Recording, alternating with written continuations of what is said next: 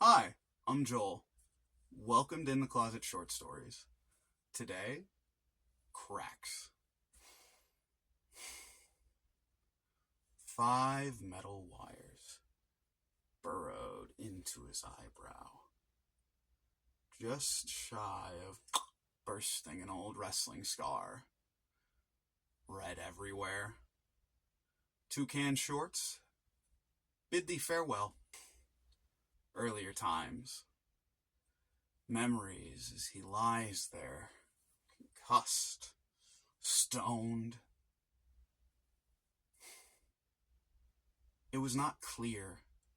It was all so sterile and rushed, and hello, this doctor, I can't pronounce your name, 100 times. He'd never seen so much of his own blood before.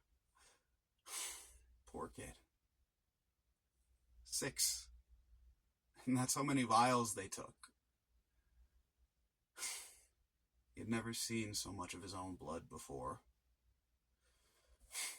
The poor kid. He got so confused. Mom and Dad, I don't understand. Why are they taking so much? And only... It's a test. A very important test. A waiting room. White tiles. Blue and red acrylic upholstered chairs. Some of last month's magazines. And some of last year's.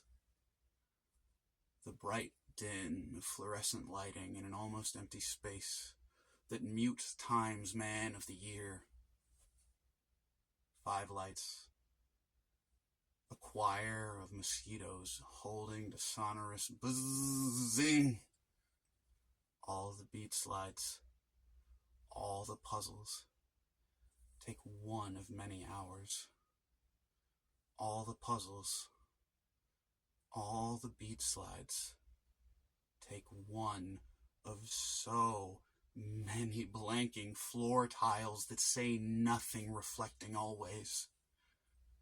In the corner of his bedroom, he could see his blue shorts. Allie was fascinated by the movie, the horror of the Hutu power, but he was stuck thinking of the puddles of his own blood he'd seen on the pavement where he'd fallen off his board. 8 hours later, and the pools hadn't dried. The crimson on concrete, and now it was really setting in. It was blending with the blue fabric, and the stains' edges were turning purple.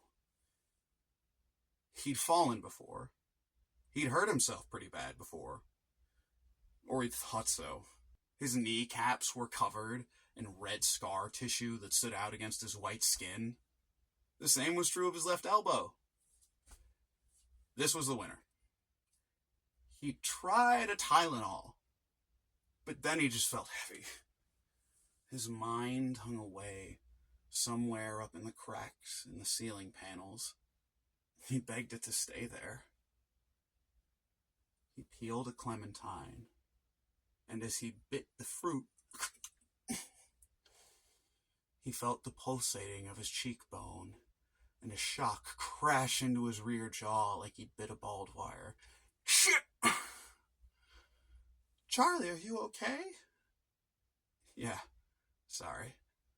Apparently it hurts to chew. All the time in the world for the ocean to ebb and flow. All the time to blend. For blue and green and those accents of purple or yellow or white sometimes, depending on the way the sun hits, or the water, or the tint in one's sunglasses.